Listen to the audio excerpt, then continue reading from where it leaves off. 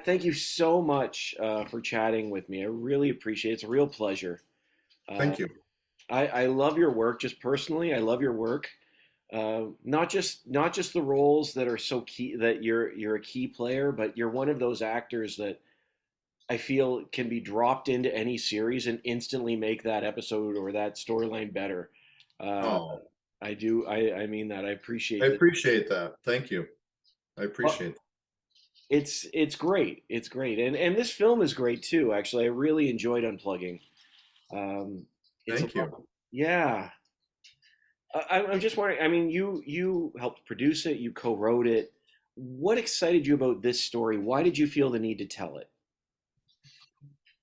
Um, I think we're all this age we're in is marked by technology and the integration of human beings with technology and how we're going to live healthy lives with it. And so obviously we're all thinking about that, and it was very relevant to me in my life because I have kids and they're on screens and my wife and I are on screens, and so we're trying to build healthy boundaries. So it was just in the ether, and I thought it'd be funny. I pitched my friend Brad Morris. It'd be funny to do a story about what I call the soft apocalypse, where you have shelter, food, and water, and safety, but you don't have a Wi-Fi and you don't have a cell phone.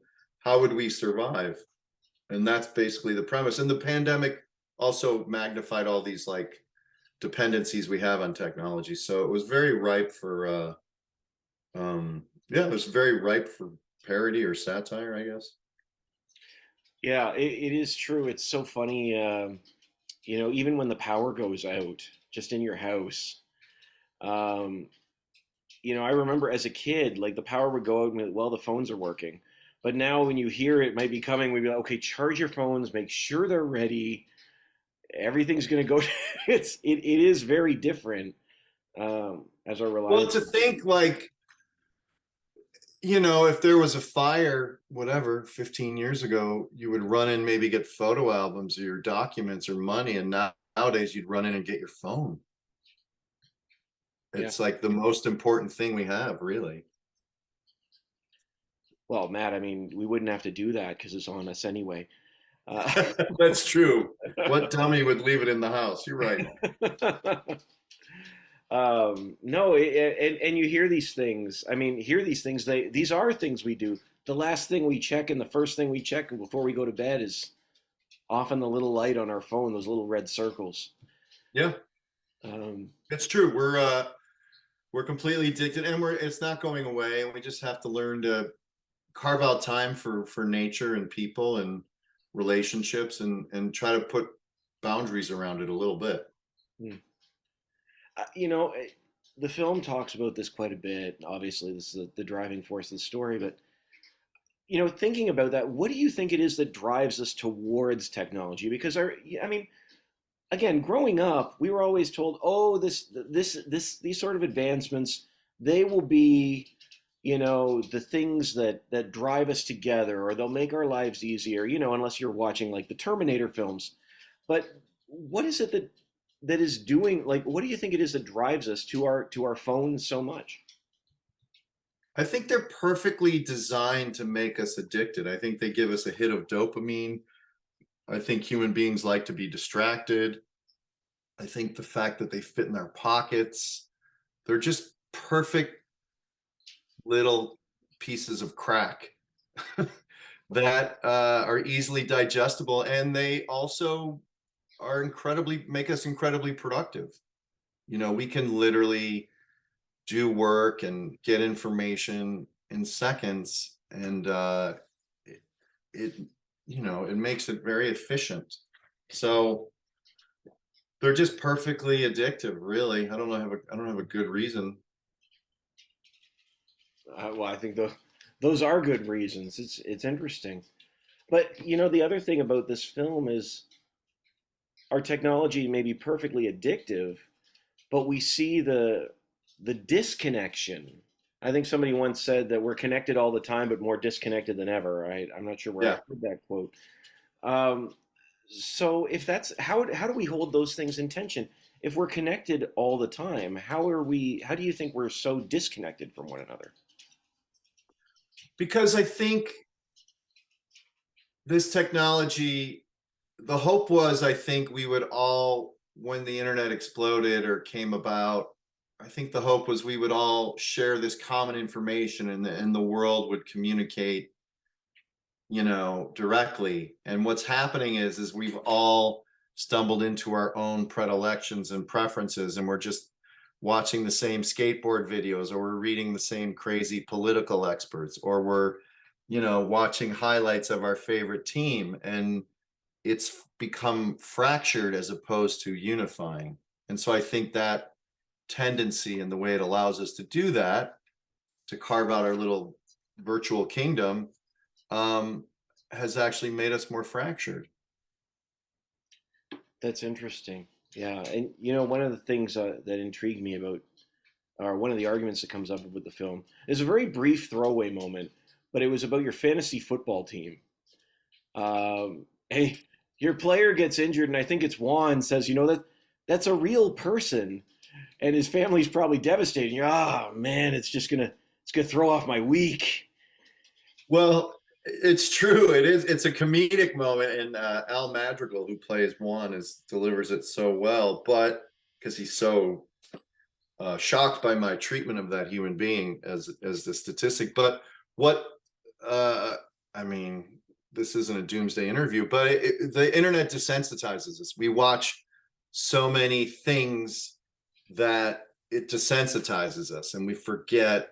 You can see skateboard crashes, or you can see whatever you're watching, it descent or fails, like kids failing and being embarrassed in some environment, and you forget that that's a human being. You forget that that's a soul or a person, and they have people who care about them, and it's so disposable, and it's so, you flip through these things. But that's one other thing that challenges us about the internet, is it just, we scroll things so quickly that we don't absorb the full person or the full event.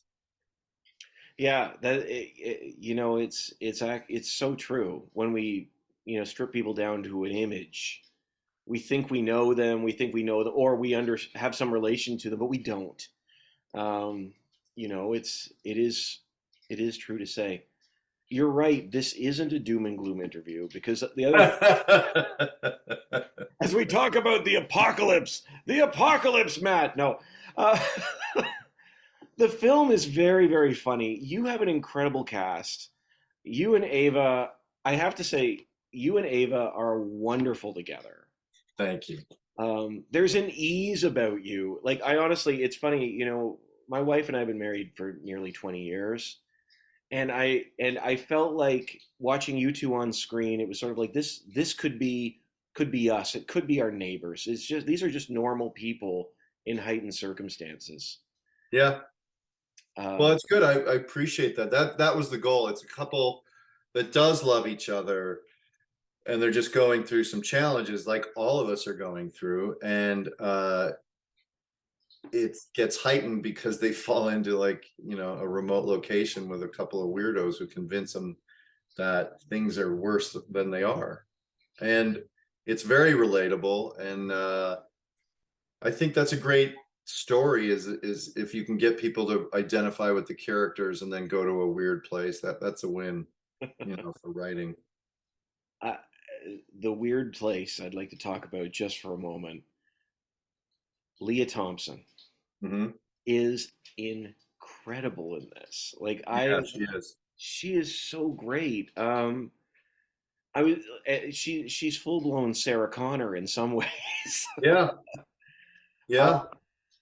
I was wondering why you chose to bring her in. What is it that drew her to the project? I think the character is written is sort of a paranoid prepper who doesn't trust anything about the world and is ready for the world to be ending any moment. And I think the sort of stereotypical casting would have been like a 75-year-old grizzled old man who was a ex-Navy SEAL or something. You know what I mean? And so I think we like the idea of Leah, because she is a badass. I mean, she definitely can kick ass, but she is also she's known as somebody who could be sweet or charming, and so it's more of an interesting character to like instantly grab you, I think, and that's what I think we liked about it.